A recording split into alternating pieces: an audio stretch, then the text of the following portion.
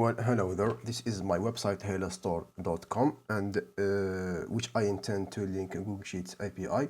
Here in this page, usually I got a lot of orders stacked here, but for now I got only one order to showcase and to demo this thing. So this is my Google Sheets page.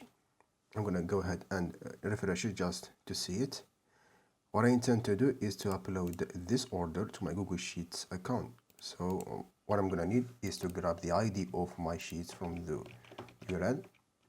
I'm gonna go ahead, press this button, paste the sheet ID from here, and here I need the name of my sheet, which is in this case is Fay1. I'm gonna go ahead, copy and paste it.